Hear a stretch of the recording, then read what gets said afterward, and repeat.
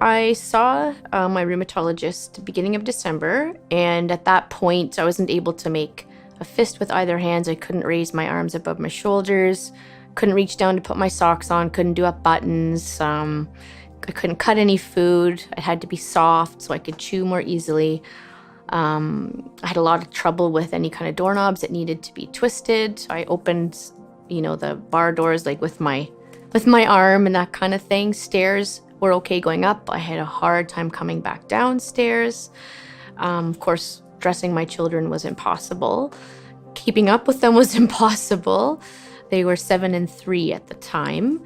And I was in quite a state. I don't even, it's almost like it would blur almost. It was almost traumatic. The change happened so quickly, and I just felt like a completely different person. So I saw my rheumatologist, and he prescribed what he described as a pretty aggressive treatment. It was medication that would be injected. And there was a whole list of different things that I was going to be doing over the next little while, including joint injections and also participating in an education program that they run through their clinic. So I did that kind of reluctantly, but they were pretty adamant that this would be an important part of my treatment plan, me to be educated, understand the drugs, understand treatments, understand the disease, understand the support that was available, all those things. So I went, and it turned out to be just what I needed. I needed the information to feel confident about the treatment plan. There was a whole team of people that came around to kind of discuss my plan. They were interacting with my treatment with me and really dispelled a lot of myths, helped me to work through some of my fears about the drugs and the changes I would have to make in my lifestyle and all of that. So that happened all within about a month. And so it would have been like mid-January, let's say, before I was sort of done all the education and sort of moving on to, independent management of my disease.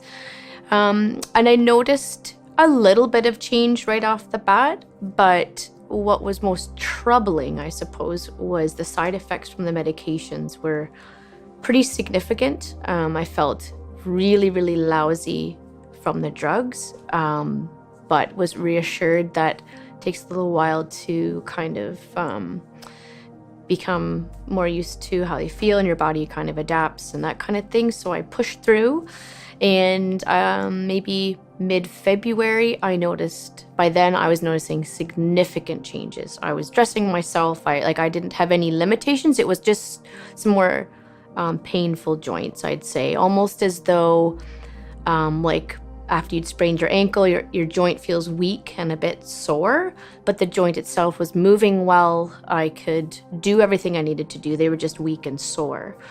So that was February.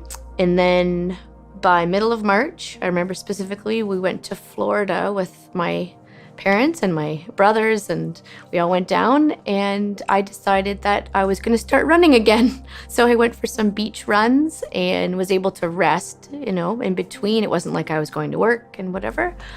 So that was fantastic. I couldn't believe it. My appetite had sort of come back. I was feeling less headaches, less nausea, and I was starting to feel a little bit stronger with the ability to introduce activity again. So my joints felt better, and I was feeling better. I was thinking, oh, maybe I really am going to go back to the old Carrie and be able to be active again and, back full swing into work and being a mom and, all the social life and all of that. So March was a big turning point for me, that there was light at the end of the tunnel. It wasn't going to be pain and fatigue and nausea and headaches for the rest of my life. So I think that was a big turning point for me that month.